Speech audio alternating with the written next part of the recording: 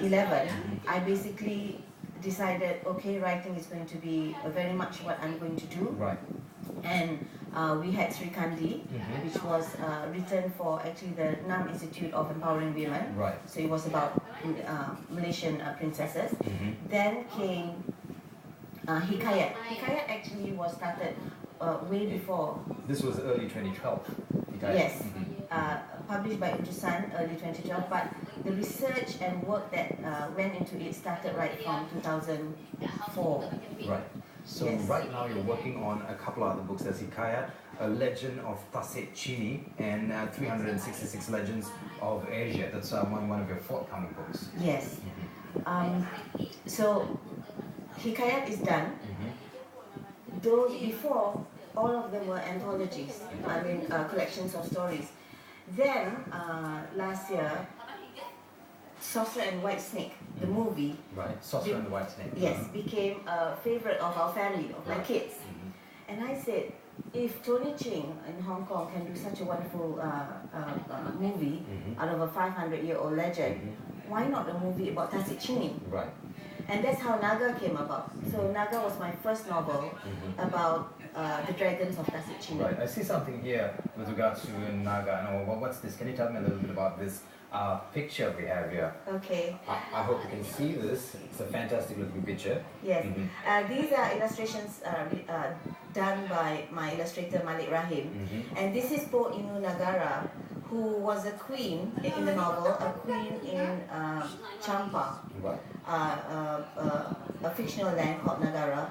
And Naga is actually a story that revolves around the Champa kingdom of the 10th century, Tanah Semenanjung, which is our land, and China.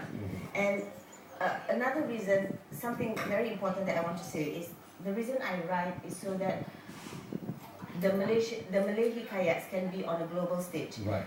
It has always been in the tradition that a Malay Hikayat is very international in outlook. This was even 500 years ago. So I try to maintain that in my stories. Right. So, but having said that, you do a lot of research as to what you're writing about, because this is going to be taken to the world stage, and you want to give them an insight as to what the Malaysian culture is and where we come from with all these hikayat.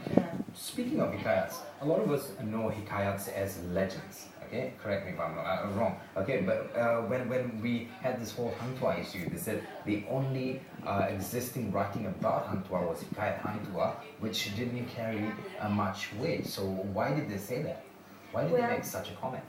I'm not a historian, okay, but writing to me is 90% research and 10% actual writing. Now, Hang Tuah actually is in many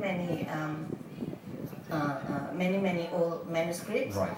You have to read, it is in Hikayat Hang Tuah, he is in Javanese manuscripts. So whether he exists or he didn't exist, to me is really not a question. It's irrelevant. It is irrelevant. But what he represents from that time to now is the important thing. Right. It's the same as what you're doing with these books. Yes.